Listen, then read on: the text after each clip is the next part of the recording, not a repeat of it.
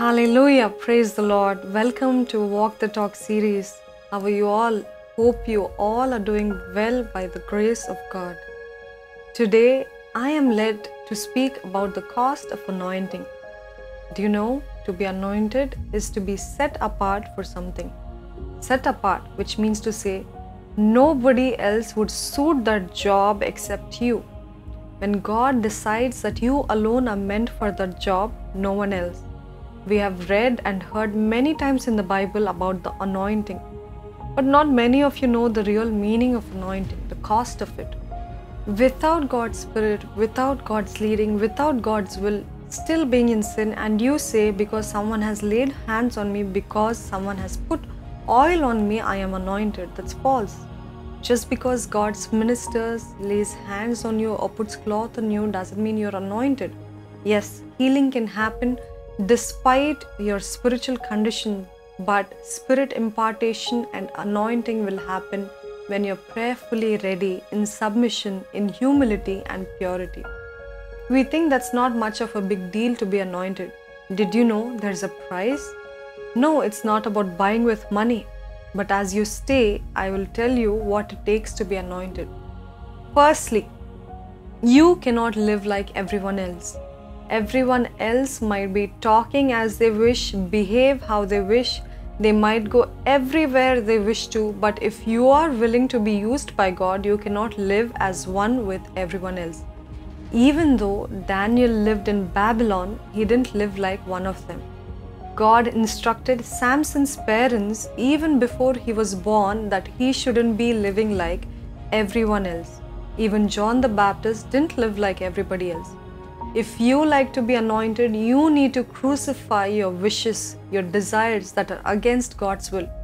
Yield to the teaching of the Holy Spirit, even if it's not what you naturally do or even if it hurts. Give up on the relationships that God wouldn't like. We see Samson and Solomon had committed those wrongs. They were so lost in people that they forgot to fulfill God's will. Secondly, whatever you're doing now, whatever God has left in your care, be faithful and responsible in that. Be busy, don't be idle. Are you doing nothing and asking God when He will anoint you? You are rooted in a place for a season according to God's amazing plan. As long as you're there, be careful about your testimony. Be faithful and be responsible in what you're assigned. When you're faithful wherever you are, that is when God opens doors and honors you beyond measure. For example, Joseph. Wherever Joseph was placed, he was faithful in whatever was assigned to him. Scriptures say, wherever Joseph went, he was fruitful and successful because he didn't withhold his strength in whatever he did. He did it perfectly and completely. We know David. We know about him. When his brothers were in the army, he was in a very ordinary job, the job of taking care of the sheep. But whatever he was doing, he didn't disregard it but gave his fullest. At last, when the lion and the bear wanted the sheep as prey, he stood, fought and killed them.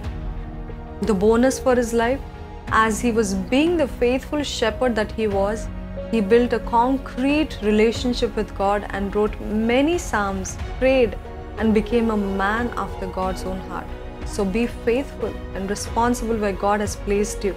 Then God comes to take you to the next and another level. Thirdly, hiddenness.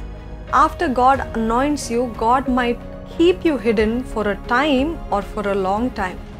That time is only up to God. God only hides you. But many a times we think that everyone is running ahead of us, that everyone is reaching heights, whereas you're hidden, you're stuck. You might be wondering that you're keeping yourself pure, being careful about not falling in sin, whereas the so-called people being used in the ministry are so ruthless and insensitive, don't even have a prayer life. What is this? When will my time come? When will God use me? It's not up to you to judge or point fingers at anyone. You see the roots? The roots only grow in darkness. The darker that is, the farther they spread the roots. In that dark season, God tries to teach us to let go of hatred, ego, pride, jealousy, and cultivate humility and love. Even to be anointed, maybe God hides us for a period. Christ, he was hidden for 30 years until he went public. But the 3.5 years that he served, he did the greatest ministry ever. Don't be in a hurry. Don't be hasty. You're hidden for a purpose. He's preparing you. Fourthly, humility. There is no way God can anoint you if you are not humble. That's why Paul says in Philippians 2:3, in humility, value others above yourselves. The heart of pride, the heart of arrogance, I am better than you attitude, God hates it. I can sing better, I can preach better, I have more knowledge of the Word of God. If you get thoughts like these, be careful. You might be standing far off from the kingdom. Having a form of godliness, but denying the power thereof, 2 Timothy 3:5. You cannot be anointed if you think you're better than others. Have a broken heart and a contrite spirit. Not false humility, but from the bottom of your heart, from the inside out, be humble. Fifth, anointing is unstoppable. When the time that God has decided is ripe, no man can stop it. No matter how many people try to harm you, try to suppress you, no matter how many people are jealous or envious of you, they might try to stop you, but when it's your time, no one can stop you. We see in Joseph's life how God turned every evil that was intended against him was for his good. Wherever he was insulted, that is where God anointed him. In David's life, when Saul learnt that God anointed David, he wanted to destroy him. He wanted to kill him. But in the end, Saul commits suicide. If God has ordained you for something, no devil in hell can stop it. Sixth, the anointed are used publicly. No matter who tries to hide you or keep you cornered, they can never be successful in their attempts.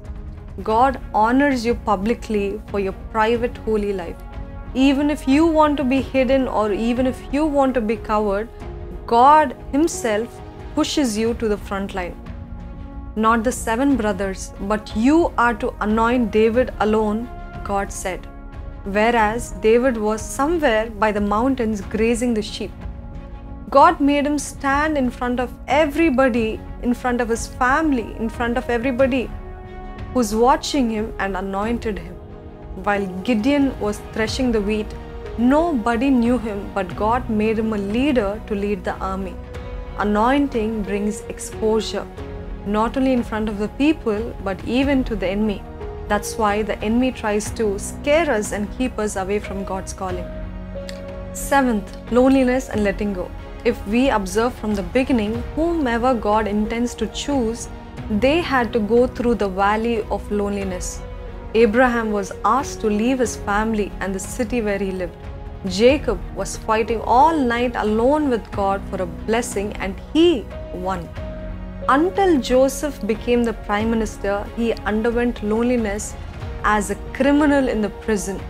Samson, he couldn't live like everybody else, so he had many lonely journeys. Likewise, Elijah, Job, Jeremiah, Isaiah, Paul, and many more saints of God underwent loneliness. God is the closest at your loneliest.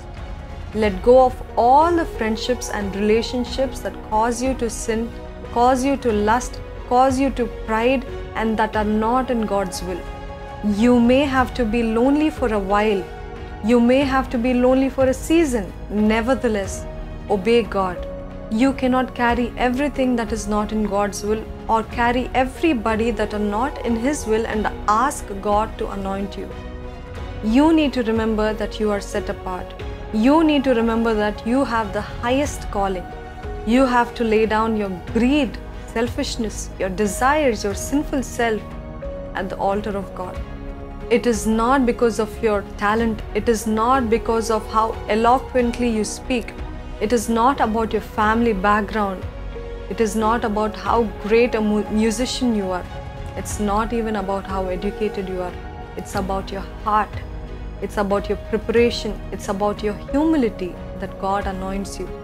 God doesn't call the qualified, but qualifies the called. The yoke of anointing is not all that heavy. Love Him with all of your heart.